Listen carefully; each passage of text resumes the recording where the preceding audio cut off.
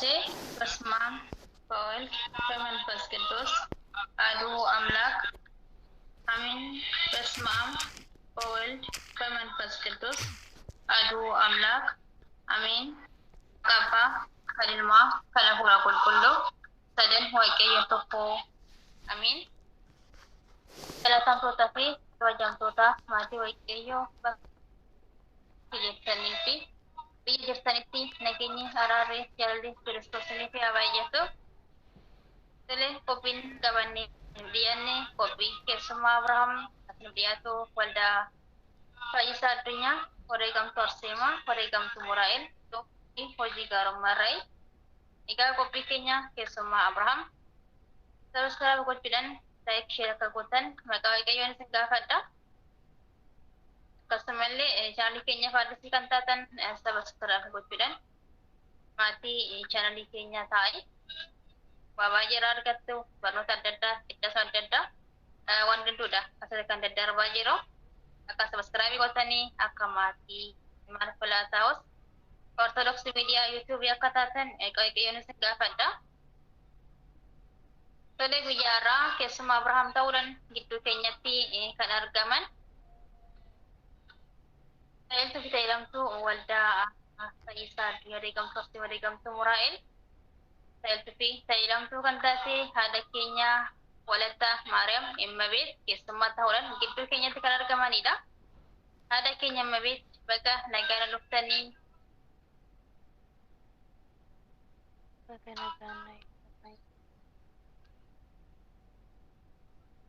tolee haadha keenya Nooraa jenneerra. Jadi kopi keessummaa Abrahaam amma dhumaatti akka nu faana turtan isin affeera. Kopi keessummaa Abrahaam irratti gaafiiwwan kudhan haadha keenya Walataa Maariyaam kan gaafadhu ta'a. Isaarratti ingidihi gaafii kanarratti maal akka deebisan hamma dhumaatti nu hordofaa. Batira dhumarrattiidhaan bareedduu taate jira waan ta'eef hamma dhumaatti akka nu faana turtan isin affeera. Tolee waaqayyo gooftaan gidduu keenyatti argame. Kopi keenya kan nuuf eebbisuuf hafuura qulqulluu akka nu gargaaruuf kan kan eegalu ta'a. Amin. Abbataችን ሆይ በሰማያት የምትኖር ስምህ ይቀደስ፣ መንግስትህ ትምጣ፣ ፈቃድህ በሰማይ እንደሆነች እንዲሁም በምድር ትሁን። የዕለት እንጀራችንን ስጠን ዛሬ፣ በደላችንን ይቅር በለን እኛን የበደሉንን ይቅር እንደምንላቸው፣ አቤቱ ወደ ፈተና አታግባን ከክፉ ሁሉ አድነን እንጂ መንግስት ያንተ ናትና ኃይል፣ ክብር፣ ምስጋና ለዘላለሙ አሜን። እመቤታችን ቅድስት ድንግል ማርያም ሆይ በመልአኩ በቅዱስ ገብርኤል ሰላምታ ሰላም እንልሻለን። በሐሳብሽ ድንግል ነሽ፣ በሥጋሽም ድንግል ነሽ። የአሸናፊ እግዚአብሔር እናት ሆይ ሰላምታ ላንቺ ይገባሻል። ከሴቶች ሁሉ ተለይተሽ አንቺ የተባረክሽ ነሽ፣ የማኅፀንሽ ፍሬ የተባረከ ነው። ጸጋን የተመላሽ ክብርት ሆይ ደስ ይበልሽ፣ የልዑል እግዚአብሔር ከአንቺ ጋር ነውና ከተወደደው ልጅሽ ከመድኃኒታችን ከኢየሱስ ክርስቶስ ዘንድ ይቅርታና ምሕረትን ለምኝልን ኃጢአታችንን ይሰረይልን ዘንድ ዛሬም ዘወትርም እስከ ዘላለሙ አሜን። አሜን ይሁን ይደረግልን።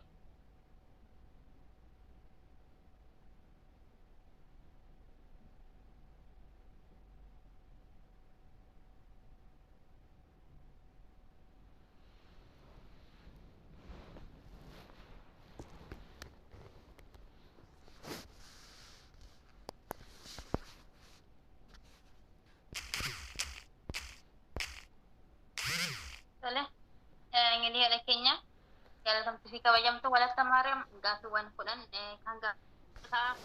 Ini gaafiiwwan kurnan kan irratti deebii akkamii akka deebisan dhufaan akka turtan akka hordoftan maqaa waaqayyoon isin gaafadha. Tolee haadha keenya waaqayyoon isin haa gargaaru. Attaa garuma gaafii kottan darba. Tolee gaafii tokkoffaanii maqaan kee maqaan eenyu? Iddoon dhaloota keetii eessa? ስምሽና ክርስትና ስምሽ ማን ነው? የትውልድ ቦታሽስ የት ነው? በስመ ሥላሴ Maqaa Abbaa kan Ilmaa kan Hafuura Qulqulluu Waaqayyo tokko Ameen. Maqaa Abbaa kan Ilmaa kan Hafuura Qulqulluu Waaqayyo tokko Ameen. Maqaa Abbaa kan Ilmaa kan Hafuura Qulqulluu Waaqayyo tokkotti ni amanna Ameen. Ishii kabajamtuuf jaallatamtu obboleettii koo Walatta Samaayit Waaqayyo gooftaan sagalee jireenyaa si haa dhageessisu eebbifame. Anis akka fedhaa fi ayyama Waaqayyootti gaaffii ati na gaafatte akkan deebisu Waaqayyo Uumaan kun haa gargaaru. Ishii gaaffii tokkoffaa maqaan kee fi maqaan cuuphaa kee eenyudha? Iddoon dhaloota kee eessa kan naan jetteef maqaan koo Addunyaa Immabeet jedhama. Maqaan cuuphaa koo Walatta Maariyaam የዓለማዊ ስሜ እመቤት የመንፈሳዊ ስሜ ደግሞ ወለተ ማርያም እባላለሁ። ተወልጄ ያደግኩት አርሲ ባሃ godina arsii bahaa aanaa Minyaaddoo jedhamutti dhaladheetoo guddadhe siin jedha obboleettii koo eebbifame. Tole obboleettii keenya Walatta Maariyaam Waaqayyoon sagalee jireenyaa si haa dhageessisu. Asumanitti aansuudhaani gaaffii lammaffaanii haala kamiin gara amantaa ኦርቶዶክስ ተዋሕዶ dhufte?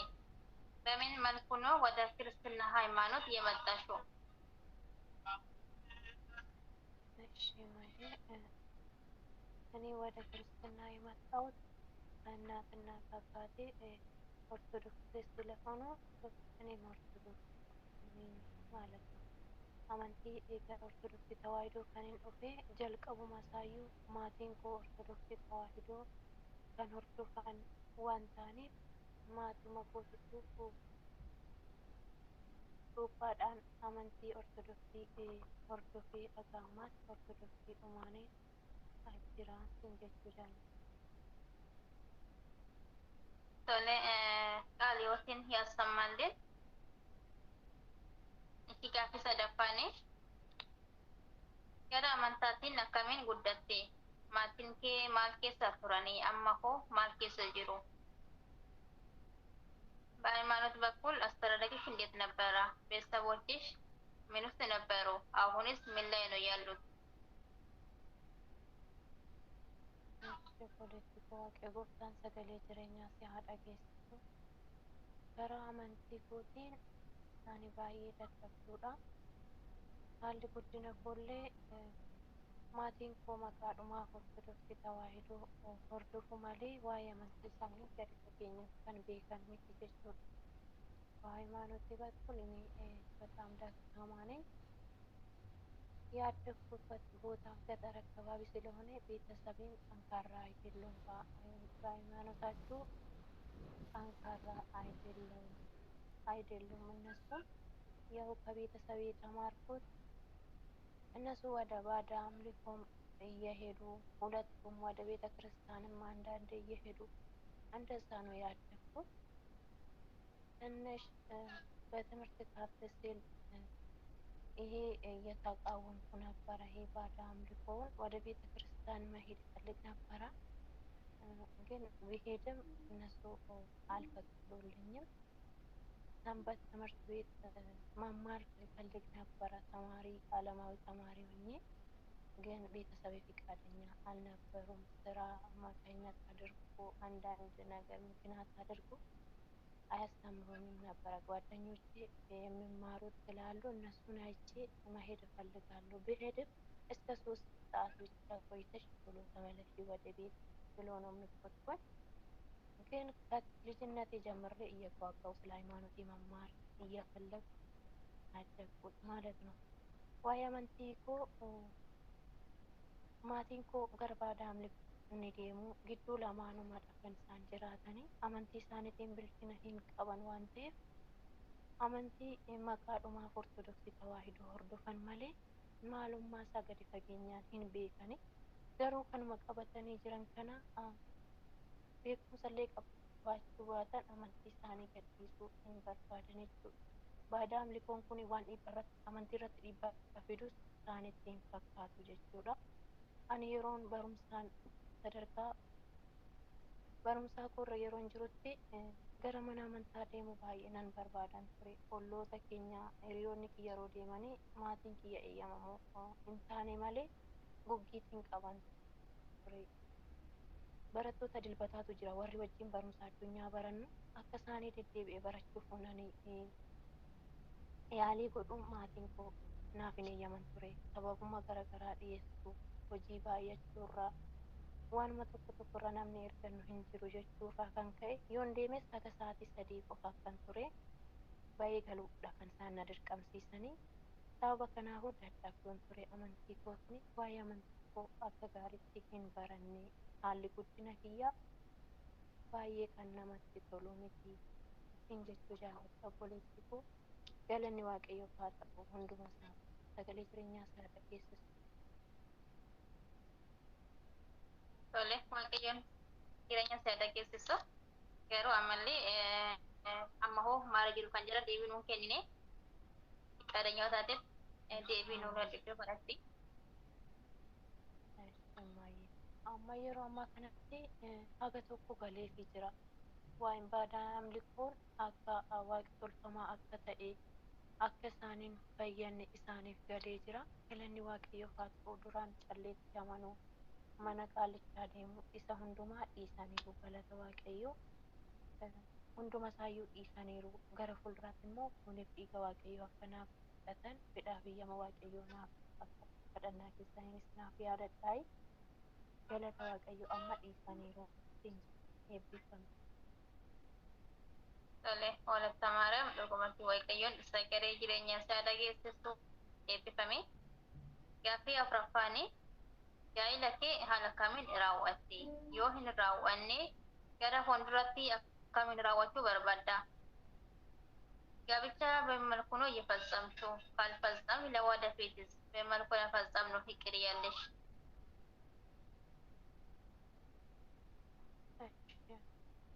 Waaqayyo sagalee jireenyaa isaa dhageessisu. Ani gaa'ila ijaarradheera galata waaqayyoo. Gaa'illi kiyya bifa addunyaatiinidha. እኔ ትዳር በዓለማዊ ነው በዓለማዊ ነው እንዲህ ለወደፊት ደግሞ በስጋና ወደሙ እንደሚፈትትልኝ ከእግዚአብሔር ተስፋ አለኝ። በጸሎታችሁ አስቡኝ። በፊት በዓለማዊ ነው በዓለማዋ ስላሴ beekumsa dhabuu koorraa waa'ee amantii koorraa bilchaachuu dhabuu koorraa kan ka'e bifa addunyaatiinidha gaa'ila kiyya kaniin godhadhe. Gara fuulduraa immoo bifa hafuurawaadhaan መንፈሳዊ እንደሚያሳድስ እግዚአብሔር ተስፋ አለኝ። እግዚአብሔር ይርዳኝና በስጋና በደሙ እግዚአብሔር ያበቃኝ። በእውነቱ ቃልዮትን ያሰማልን። በተችን ቸሮ ዘርሽን ይባርክልሽ ይባርክላችሁ። እሺ የሚቀጥል ጥያቄ daa'imman waaqayyooti ijoollee haala kamiin guddiste? Gara fuulduratti hoo akkamiin guddisuu karoora qabda? ልጆች እግዚአብሔር ስጦታ ናቸው። ልጆችሽን በመልኩ ነው ያሳደግሽው። ለወደፊት በመልኩ የማሳደግ ነው ፍቅድ ያለሽ። እሺ ማየ waaqayyoon sagalee jireenyaa isaa dhageessisu. Eebbifamee dhugaadha ijoolleen kennaa waaqayyooti. Anis daa'ima tokko nan qaba. Ijoollee nan jaalladha baay'iseen jaalladha daa'immanii. Ijoollee guddisuu irratti galata waaqayyoo cimsuudhaaf hin jechuullee yoon baadhee ijoollee nan jaalladha baay'iseetoo asiin dura guddiseetoo sadarkaa irra gahamuu qabuunis ga'uu yoon baadheeyyuu gara fuulduraatti akka gaariitti guddisuudhaaf hawwiin qaba. Bifa hafuurawaa ta'een macaafa qulqulluu barsiisaatii guddisuudhaaf hawwiin qaba gara fuulduraatti. Macaafa ogummaa barsiisaatii akkuma haadha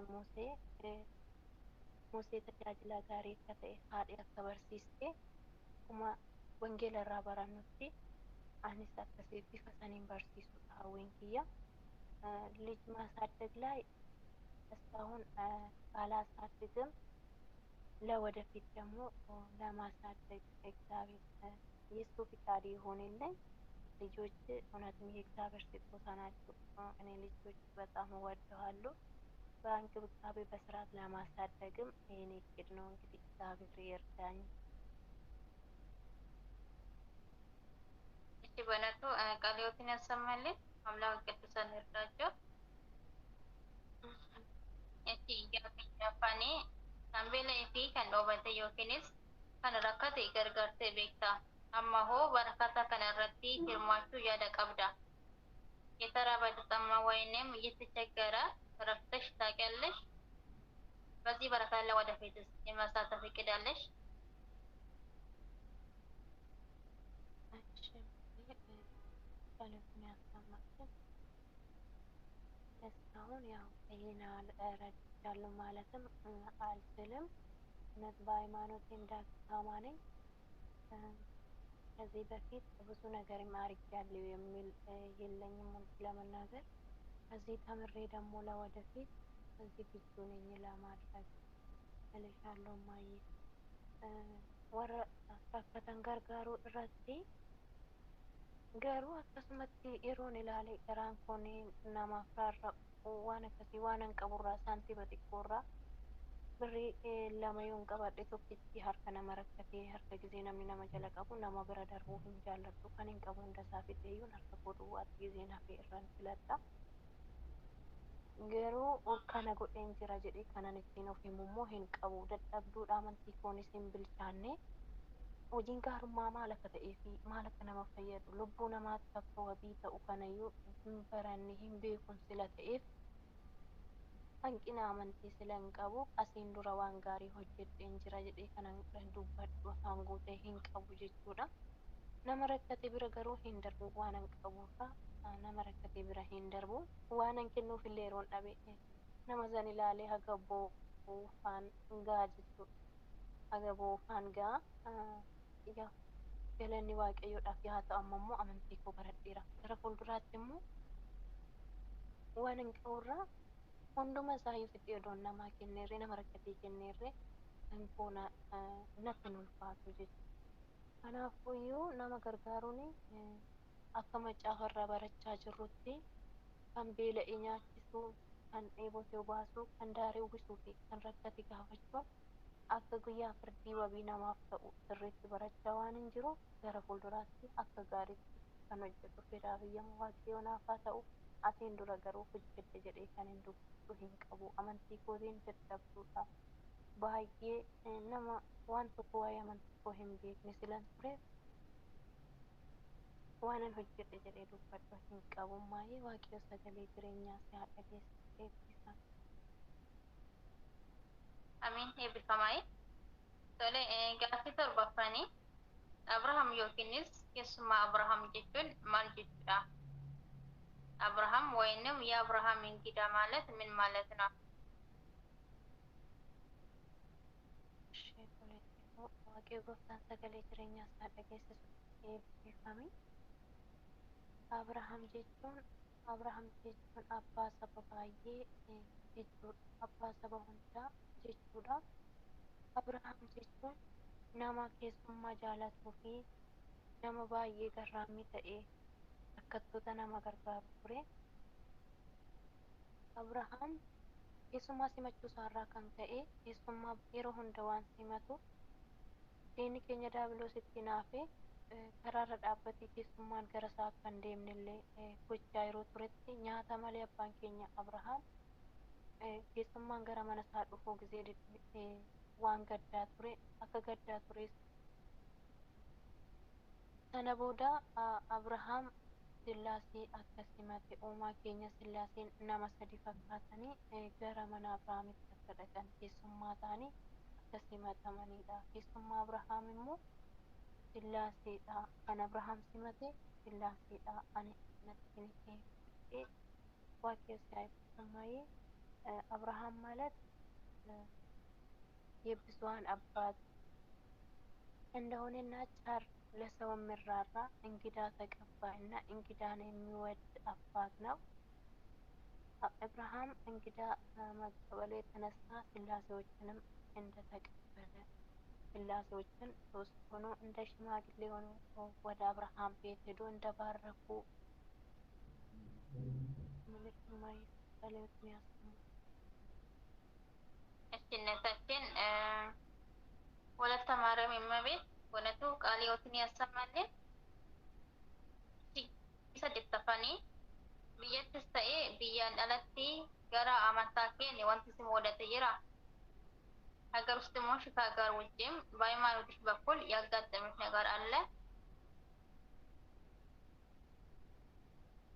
Shapalatti waaqee gooftaan sagalee jireenyaa isaa dhageessisu eebbifame ጸሎትን ያሰማልን ማየት ተባረኪ። በሃይማኖት በኩል ያው ሀገር ውስጥ ብዙም ባይሆን ሀገር ውጭ ሆኜ ያጋጠመኝ ነገር አለ። ሀገር ውስጥ ያው በቤተሰብ በኩል በቃ ንቀት ወደ ቤተክርስቲያን ስመላለስ እንሄዳለን ስንል ቤተሰብ አይቀበሉም። ይሄን ነው ያጋጠመኝ እንጂ ከሌላ አካል ምንም ያጋጠመኝ ነገር የለም። ከሀገር ወጥቼ ነው ብዙ ፈተና የደረሰብኝ። እግዚአብሔር ይመስገን። ይሄ ፈተናም ለምኜ ነው አገኘሁት። እኔ እግዚአብሔርን ማመስገን እፈልጋለሁ። በዚህ አጋጣሚ ክርስቲያን ባይፈተን ክርስቲያን አይባልም ብሎ ሲመክሩን እኔ አልተፈተንኩም። በቃ እኔ ክርስትና እንዴት ነው ብዬ ራሴን ስጠይቅ ነበረ። እግዚአብሔርን ፈተናም እንደሚሰጠኝ ለመንኩ። እንደዛው ደግሞ አግኝቻለሁ። እግዚአብሔር ከፈተና አውጥቶኛል። አኔ ፈተና ናኔ ዮኪን ቆሮምሲ ናኔ ገራመንቲ ቆረሜ kadhachaan ture jechuudha. Namni kiristaanni hin qoramne kiristaanayyuu miti ጊዜ jedhamu ani bakka amantiin kiyyaan hin jiru nan hawwa nan barbaada malee amantii koo argachuu hin dandeenye jedhee tanani amantii kiyya irratti gaafii ofitti kaasaa jechuudha deddeebi'e. Akkasuma immoo anaa dhufe qorumsichillee hin oolle galata waaqayyoo immoo qorumsicha keessattis amantii koo nan argadhe. Amantii kootiinis akka jabaadhu na gargaare. Dadhabduu cubbamtuu ta'e osoo hin jiru biyya arabaa kana dhufee Saawud Arabiyaa amma Saawudiin jira. Yeroon dhufee beekuu ture Ortodoksiillee akkan ta'e fannoo korree godhadheetumaan hin jira. Ni beekti ture jechuudha namtiin garuu akkasumattiin daar natti jetti jechuudha. Daaritti natti baatee yookaan amantii natti hin dubbattu ture. Xoomii isaanii keessadha. Waa'ee amantii isaanii natti jajji ture jechuudha. Amantiin keenya baay'ee gaariidha naan jetti ture. Iyyeen ani biyya keenya keessatti hin jiran namni akka keessanii keenyas nu biyya keenyatti walakkaadha jedhee maan ishiidha deebisachuudhaan naan gallee maatii isheen deemtuuni. እና እሷስ በቃ በየቀኑ ስለ ሃይማኖቷ ነው የምታወራኝ ማለት ነው። በየቀኑ የኛ ሃይማኖት እኮ እንደዛ ነው ስትለኝ ነበረ። መጨረሻ ላይ አንድ ቀን የእናንተ የሀበሻ እዚህ መጥቶ የእኛን ሃይማኖት ተቀብሏል መንግስታችሁ አለችኝ። መንግስታችሁ ጊዜው ቆይቷል እንጂ የእኛ እምነትን ተቀብሏል። የእኛ እምነት እንዲህ ነው ብላ ታወራኛለች ነበረ። እኔ አውቃለሁ የእናንተ እምነትም እኛ ሀገርም ስላሉ አውቃለሁ። እኛ ጋር እኩል ነው እኛ ጋር አውቃለሁ እላታለሁ። እንደዛ እያለችኝ መጨረሻ ላይ ጾም ገባ። ጾም ሲገባ የእናንተ እምነት እኮ ትክክል አይደለም አለችኝ። አፍ አውጥታ አንድ ቀን የእናንተ እምነት እኮ ትክክል አይደለም ስትለኝ ኧረ ችግር የለም ተይው እኔ አውቃለሁ ለምን እንደማያምን ብዬ ተውኩት። ማውራት ስላልፈለኩ ስለ ሃይማኖት ከእሷ ጋራ እኔ የመጣሁት ለስራ ነው እንጂ ስለ ሃይማኖት ከአንቺ ጋር ለመከራከር አይደለም ብዬ ዘጋው ስላት እናንተ ለኢየሱስ ስለምታምኑ ጌታችን ኢየሱስ ክርስቶስ እነሱ ኢሳ ነው የምለው ለኢሳ ስለምታምኑ ስለምትሰግዱለት ላ ይዛል አለችኝ ማለት ነው። ይናደዳል አለችኝ። ፈጣሪ ይናደዳል ለሱ ስትሰግዱ አለችኝ። አይ እኔ ምስጢሩን አውቃለሁ ለእኛ የሞተ ለእኛ የተሰቀለ ስለሆነ ነው ብዬ ታውቁት። በዛም አልፋ ጾም ነበረ የሐዋርያት ጾም ነበረ። ያኔ በቃ የምን ጾም ነው ብላ በጣም ታመደችኝ። እኔም እምቢ ብዬ እንደዛው ጾሙን ቀጠልኩት። አንድ ቀን ጠርታኝ ስራዬ በስርዓት ሲሪ ስራ በስርዓት አሰሪም ስትጾሚ ምናምን ብላችኋችሁብኝ፣ ይሄ የኔ ጉዳይ ብቻ ነው እኮ አይመለከትሽም ስላት በጣም ነው የጨቀጨችኝ። በቃ ሰው ፊት ለፊት አይመለከትሽም አለችኝ እኮ ሰራተኛ ሆና ተናገረችኝ ብላ በጣም ጮኸችብኝ።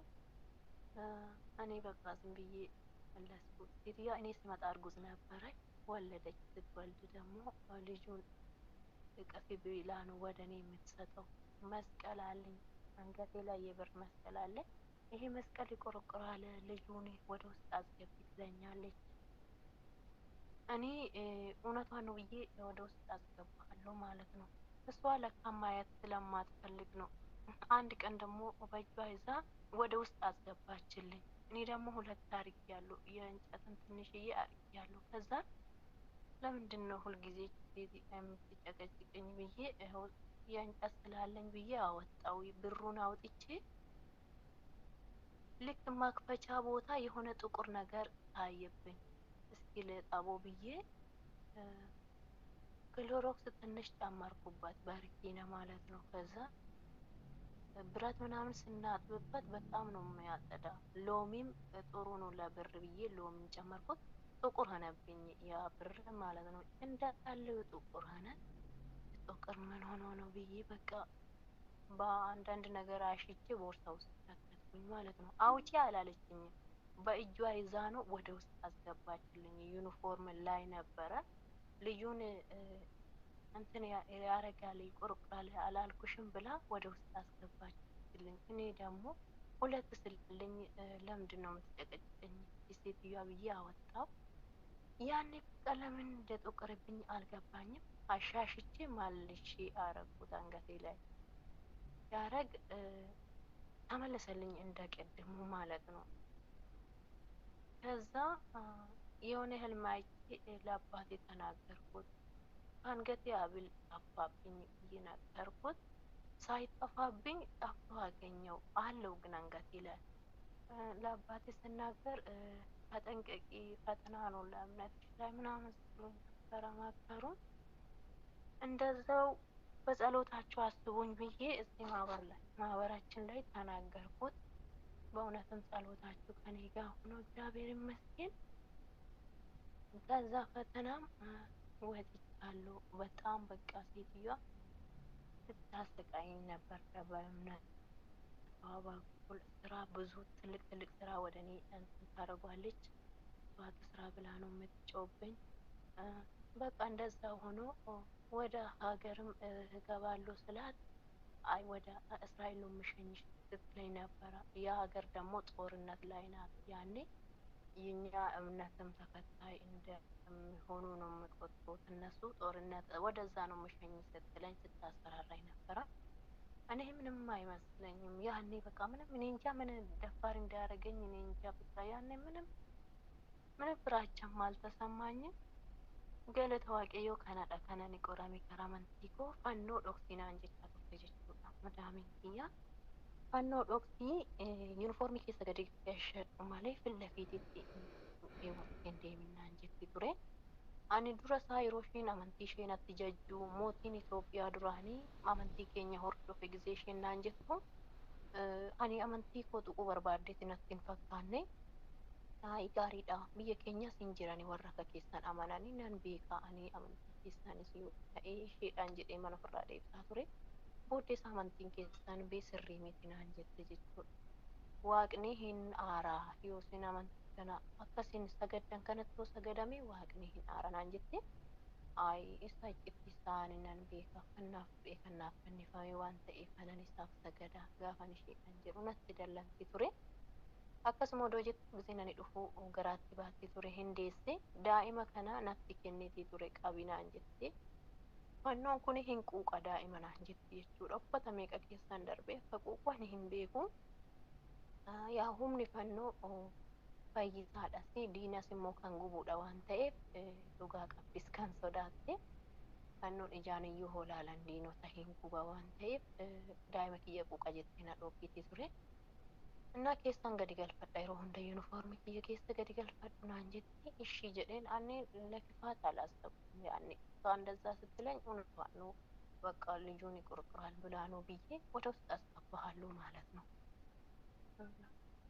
ልክ እንደመጣው ሲጀመር ዋይፋም ከለከለችኝ። መጀመሪያ ስመጣ ዋይፋም አልሰጠችኝም። በዳታ ነው የምጠቀመው። በዳታ ስጠቀም ወደ ማህበራ መጣችኝ። ደግሞ ጓደኛ ያለች ደሬ ዳታ መውጣትሽ የማይቀር ነው፣ ዝም ብለሽ ሌላ ቦታ ለምን ታሳልፋለሽ? እኔ ማህበር ላይ ግቢ ብላኝ አስገባችኝ። እግዚአብሔር ይመስገን እዚህ ሆኜ መልካም መንፈሳዊ አገልግሎትን እያዳመጥኩ እያለሁ ሴትዮዋ በቃ ባሰችብኝ። እንደዛ ሆነን እያለ ጾም ውስጥ ነበረ። የጾም ጊዜ በቃ ጭራሽ በፊቱ በአይነት ጀምቴ akkasumatti galata waaqessan hunda keessaa iyyuu nan darbe haadha koo wareegamtu qulqulleetti arsiimatti silatti fudhadhe manichaallee na baasti haati koo wareegamtu qulqulleetti arsiimanii nagaa fayyaadhanii kan isheen gara biyya Israa'eliittiin si geggeessa jettee oduunatti kokkortu garuu haati koo wareegamtu qulqulleetti arsiiman immoo manicha harka koo qabdee na baasti manichaa nagaadhaan bahee amma nagaadhaan jira. Oolmaa waldaan keenyaadha. Waldaa Fayyisaa Addunyaa መድኃኔዓለም ኢየሱስ Kiristoosii fi haadha keenya wareegamtu qulqulleetti arsiima mushurraa muraa'eliidha. Mana kana keessa dhaabadhee boo'ichaan haadha koo durbee Maariyamitti boo'e haati koo wareegamtu qulqulleetti arsiimaan naaf dhageessee manichaa na baastee sodaan keessa koo hin bade cirraashumaa sodaan hin bade keessa kooti. Namtiin kuni abbaa manaa kiyya ilaalcha faarree jettee baay'ee na qoraa turte jechuudha. Dhuma isaarra abbaa manaa ishee natti waamte jechuudha. San dura inni beeku ture akka ishee wajjin wal qoru macarraa sanatti waamte dhufeen narratti jechuudha. Namichi kunis guyyaan isaa Madaanaalamiidha. Dhufeen narratti iyyee maaliif akkanatti yaaddu gazzaba maallaqa baaseen si fidee maal jedhee narratti iyyee maaliif isin waaqen sodaattanii nama hiyyeessa rakkataa maaliif isaan jedhe gaafa kana namichi kun baay'ee dallanii lolii jennaan aninti akkana fuula kiyyarraa zuur jedheen yaa qulqulluu Mikaa'elii ati jara kanaan duratti isaanii narratti nagaadhaan mana kanaa na baasiin jedhe akkasuma ergamoonni waaqayyo warri nan waames na biraan hafne nagaa fayyaa koo manichaa nan ba'e. Eesuma birayyuu darbee immoo gara biiroolee keenyaan hooggantoonni biirichaa jiranis keessa galfadhu naan jedhu turanii fannoo kiyya fuuldura isaaniif yoo argatan barbaadanii ani haadha koottis boo'ee ganani waaqayyoof haa ta'u. Mana kana immoo gaafan dhufu gaafan balbala seenu darbii maradhee kanan dhufe akka isaan biraa bahetti ofirraa fuudhinaan jette. Namittiin gizeen ganaa balbala seenu madaamiin ofirraa fuudhi kana yeroo nyaata hojjennu bichaa mataa keetti maratta malee ofirraa fuudhi kana dirqama miti uffachuun kenaan jettee baay'een gammade. Fannoon kiyya baay'eedha. Of fuulduratti ilaalaa deema gizeen deemus nan gammade baay'ee. Galanni waaqayyoof haa ta'u. Ammallee fannoo koo wajjin haga dhumaatti waaqayyoof na jiraachuu kannaa keessaniin na yaadadhaa. Galanni waaqayyoof haa ta'u. Eebbifamee haadha koo sagalee jireenyaa isaa dhageessisa. አሜን። በእውነቱ ቃለ ሕይወትን ያሰማልን። እንግዲህ ጌታችን ኢየሱስ ክርስቶስ ለመላ ዓለም ነው ዋጋን የከፈለ ክርስቲያን ሳይል እነሱ ግን እያንቋሹት ይገኛሉ እና እግዚአብሔር አምላክ ልቦና ይስጣቸው እና ለክርስቶስ ልሳቅም የሚናደድ የጥንት ጠላታችን ዲያብሎስ ብቻ ነው እና እንግዲህ እግዚአብሔር ልቦና ይስጣቸው። እሺ Gaaffii saglaffaa gara waldaa Fayyisaa Addunyaa wareegamtuu Arseemaa wareegamtuu Muraa'el xoofa hojii gaarummaa erga dhuftee jijjiiramtamoo hin jijjiiramne. ፈለግ ቸሩ መድኃኔዓለም ሰማዕቱ አርሴማ ሰማዕተ ሙራኤል በጎ አድራጎት ማህበር ከመጣሽ ተለውጠሻል ወይስ አልተለወጥሽም?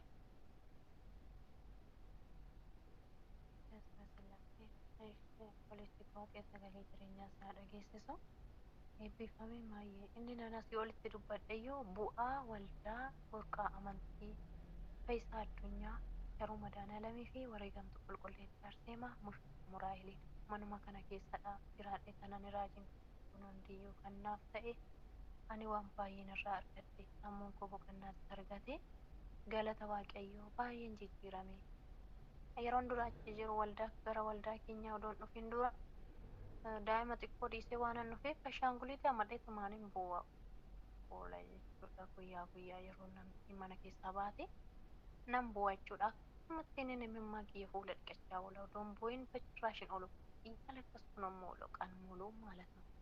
ሴትዮዋን በጣም ስለምታሰቃየኝ በቃ እንደዛው እያለቀስኩ ነው የምውለው። ወደ ማህበር ያመጣችኝ ደግሞ እህቴ ወለተ ሰንበት ደሬ ናት ያመጣችኝ። ደሬ ስትደውልልኝ አንዳንዴ ነው የምትደውልልኝ። እሷ ማህበር ላይ ነው የምትውለው ለካ። እኔ ሲያጣ ለምንድን ነው የዘጋሽኝ ስላት ኧረ እኔ እኮ እዚህ ማህበር ላይ ነን አገልግሎቱ እንደዛ ስትለኝ ነበር። እኔ ሃይማኖቴን ግን በጣም እወድሃለሁ። በፊትም ቤይሩት የነበርኩት ጊዜ ማህበር ገብቼ ነው የወጣሁት። የማህበር አገልግሎት ምን ያህል ተናፋቂ እንደሆነ አገር ውስጥ ሆኜ ራሱ እረፍት የማይሰጥ ማህበር ያ ማህበር ትንሽ አገልግሎት 1-3 ወር ነው ያገለገልኩት እዛ። ዋይፋይ ራሱ የለኝም ያኔም በዳታ ነው አንዳንዴ የሚገባ። ሀገር ውስጥ ሆኜ ምን እልሃለሁ እግዚአብሔር አምላክ ሆይ ወደ ባዳ ሀገር መልሰኝ፣ ወደዛ ውሰደኝ። እዛ ነው የአንተን ያወቅኩት ስለ እምነት የተማርኩት እዛ ባዳ ሀገር ስለሆነ ወደዛ መልሰኝ እልሃለሁ ይሉ ነበር።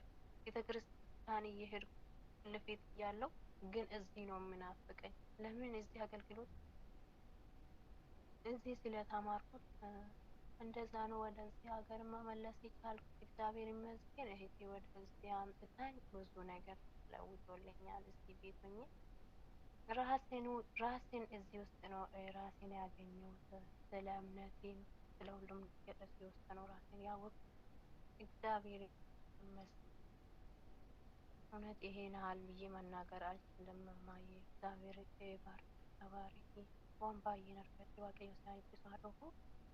Sagalee jireenyaa isaa dhageessisu eebbifamii waldaa keenya waaqayyo gooftaanii waldaa qulqullootaa duukaa bu'oota wareegamoota nuuf haa taasisu eebbifamii. Amiin.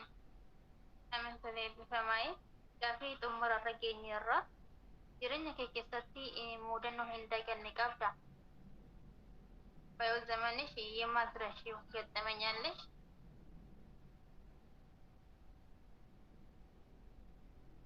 በስመ ስላሴ እሺ እማዬ waaqayyo sagalee jireenyaa isaa dhageessisu. Ani wannan hin irraanfanne yaa mudannoo waan baay'eenis hin jiraata. Mudannoowwan inni kunillee yaa ta'u suma karaa amantii koo kanadha kanan hin irraanfanne jechuudha. Suma Saawudii keessatti ta'e namichi kan mana madaamii koo ishee jalqabaatti ta'e kanumadhaan bara koo guutuu kan ani yaadachaa too jiraadhu. Oolmaa waaqa kiyyaatis kanumaanin hima. Dhugaa dubbachuuti. Waan isa foon kootiif naaf ta'e isa jireenya biyya lafaa kootiif naa ta'e miti isa fannoo kootiif naa ta'edha. Isa maatawaa kee wajjin jiraadhu waaqayyo naaf eeyyame kanumaan masakkara ani yeroo hundumaayyuu siin jechuu jaaladha. Kun hundummoo kan naa ta'e waldaa burqaa amantaa Fayyisaa Addunyaa Madaanaalam Yesuus Kiristoosiif wareegamtu qulqulleettii Arseemaa Mushiraa Muraa'iditti gaafa mudannoon kun na mudatuuf jedhu durseessa gara waldaa kana dhufeen himadhe kadhannaa keessan na yaadadhaan jedhe waaqayyo galanni haa ta'u kadhannaan keessan dhagahamee anas kan hunda keessaa na baasuun waaqayyo anaaf waan guddaadha. Gaafaan immoo biiroo kana keessa turetti itti gaafatamtuun biirichaa yeroon ani kadhannaa geggeessu ture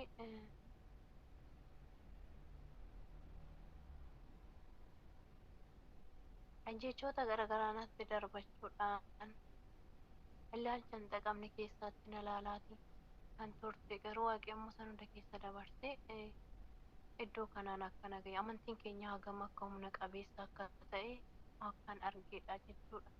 Achi deemee torban tokkotti kan ani mana hojii seene.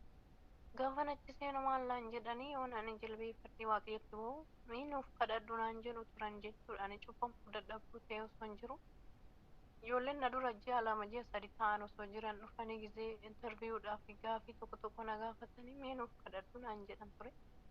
Waaqayyo abbaan koo na gargaaree manichaas na baase ani bara koo guutuu kan hin dubbadhu kanumaadha. Amantiin osoo nani hin beekin waa'ee jecha sagalee waaqayyo abbaan koo immoo haati koo wareegamtu qulqulleessa na gargaarte immaa koo eebbifamee waaqayyo sagalee jireenyaa isaa dhageessisu bara tajaajila kee waaqayyo sifaa'ee eebbifame. አሜን። በእውነቱ ቃልዎትን ቃለ በረከትን ያሰማልን። ጥያቄን እዚሁ ላይ ጨርሰናል። እግዚአብሔር ይመስገን። እንግዲህ የአብርሃም እንግዳ ቆይታችን ይህን ይመስል ነበረ። በዚሁም እናታችን ወለተ ማርያም እመቤት የምታስተላልፊው ሀሳብ ካለሽ እድል እሰጥሻለሁኝ። ሀሳቧን አስተላልፊ። እሺ እማዬ eebbifame waaqayyo ani yaada addaallee hin qabu wanni nan isiniif dabarsu amantii keessaniin jabaadha amantii keessaniin cimaan isiniin jedha biyya harabaa keessatti yeroo keessan waan isaan irratti hin dabarsiina miidiyaa irratti hin dabarsiina mana waaqayyo keessa deddeebi'a jecha sagalee waaqayyo dhaggeeffadha. Waaqayyo gooftaan gaarummaadhaaf biyyaa nu baase nu fedha foonii keenya guutuudhaaf toora lubbuu keenyaa osoo hin ta'in toora foon keenyaa isa darbu jechaadha kan biyyaa baane garuu waaqayyo gooftaan immoo karaa tokkos karaa biraas nama barsiisa waan ta'eef akkuma uummata Israa'eliin godaansa irratti barsiifate nuunis nu barsiisaa jira waaqayyoon galanni waaqayyoof haa ta'u jajjabaadha amantii keessanitti isiniin jechuu jaaladha lafa jirtanitti cimaa dhaabadha amantii keessan baradha. Gaafadha waan gaaffii isinitti ta'e yeroo nuyi qabnu hin jiru guyyaan boru kan keenya miti kanarra har'a qofaadha guyyaan keenya jabaadha yeroo kanatti fayyadamaan isiniin jechuu jaaladha isa foonii osoo hin ta'in isa lubbuu dubbisiisa isa biyya lafaa kanarratti osoo hin ta'in isa samiitiif guggiitiidhaan jiraadha abdiidhaan jiraata kiristaanni mootummaa waaqayyoo abdii keenyadha jireenyi bara bara abdii keenyadha. Abbaa keenya Yohaannis Afewarqii yoo fudhanne samaan tokko magaalaan kun bara kana ni baddi isheen kun immoo bara baraan jiraatti kan jedhu yoo jedhame magaalaa ishee kamitti mana ijaarratta jedhanii akkuma fakkeenyaan barsiisan magaalaa ishee baddutti osoo hin ta'in magaalaa ishee baraan jiraatu irratti akka ijaarrannu fedhaa fi yemmuu waaqayyo nuuf haa ta'u jabaadhaa harka wal qabannee amantii keenyaan cimnee haa dhaabbannuun isiniin jedha ani dhaamsina ni qabu kanumadha amantii keessaniif du'aa amantiin keessan immoo du'aa isin kaasaa jajjabaadha kiristaanni jajjaboodha kiristaanni mismaarri agaruu kutamoo akkuma jabaataa deemu akkuma sumatti kiristaanillee qorumsi yootti dhufe ni jabaata qorumsi gaarummaadha fi qorumsi waamichadha waaqayyo gooftaan maaf nu qorattanii waamee gara mana isaatti nu deebisuuf akka ta'e abbootiin keenya nu gorsu qorumsaan waan nu waamuuf barumsaan nu waamee didneerra ibbatiidhaan faaruudhaan nu waamee didneerra obboloota keenya nu biraa gizee qoramanii waamaman isaanis dhagahuu dinne waan ta'eef qorumsaan immoo waaqayyo nu waama qoramne jettanii harka hin kennina jabaadha amantii keessanii fi isiniin jechuu jaaladha ani cubbamtuuf dadhabduudha isin gorsuun naaf hin malu waaqayyo abbaan jaalala isaatiin hunduma keenya nu haa gorfatu eebbifama sagalee jireenyaas naa dhageessu bara tajaajila keessiif haa eebbisu walatta samaay eebbifame maayii sagalee jireenyaas haa dhageessisu waaqayyo አሜን። በእውነቱ ቃልዎትን ቃለ በረከትን ያሰማልን። ሰዎች የአብርሃም ቤት ገብቶ እንደባረኩ ቤታችንም ገብቶ የአባታችን የአብርሃም በረከት አይለያችሁ። በእውነቱ ቃልዎትን ቃለ በረከትን ያሰማልን። እንግዲህ የአብርሃም እንግዲህ በዚሁ ላይ ጨርሰናል። ከአሁኑ ሰዓት እኛ ጋር የቆየችው ቃልዎትን ያሰማልን። ተባረኩ። እግዚአብሔርና በሰላም አነሳስቶ በሰላም ያስፈጽመን። የአባቶቻችን አምላክ ዛሬም ዘወትርም ስሙ የተመሰገነ ይሁን። አሜን። አባታችን ሆይ በሰማያት የምትኖር መንግስትህ ፈቃድህ በሰማይ እንደሆነ እንዲሁም በምድር ዛሬ በደላችን ይቅር በለን እኛን የበደሉንን ይቅር እንደምንላቸው። አቤቱ ወደ ፈተና አታግባን፣ መንግስት ያንተ ናትና፣ ኃይል፣ ክብር፣ ምስጋና ለዘላለሙ አሜን። እመቤታችን ቅድስት ድንግል ማርያም ሆይ በመልአኩ በቅዱስ ገብርኤል ሰላምታ ሰላም እንልሻለን። በሐሳብሽ ድንግል ነሽ፣ በሥጋሽም ድንግል ነሽ። የአሸናፊ እግዚአብሔር እናት ሆይ ሰላምታ ላንቺ ይገባሻል። ከሴቶች ሁሉ ተለይተሽ አንቺ የተባረክሽ ነሽ፣ የማኅፀንሽ ፍሬ የተባረከ ነው። ጸጋን የተመላሽ ክብርት ሆይ ደስ ይበልሽ፣ የልዑል እግዚአብሔር ከአንቺ ጋር ነውና ከተወደደው ልጅሽ ከጌታችን ከመድኃኒታችን ከኢየሱስ ክርስቶስ ይቅርታና ምሕረትን ለምኝልን ኃጢአታችንን ያስተሰርይልን ዘንድ ዛሬም ዘወትርም እስከ ዘላለሙ አሜን። አሜን ይሁን ይደረግልን።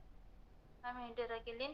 ስብሐት ለአብ ወለወላዲቱ ድንግል ወለመስቀሉ ክቡር። ይቆየን። አሜን።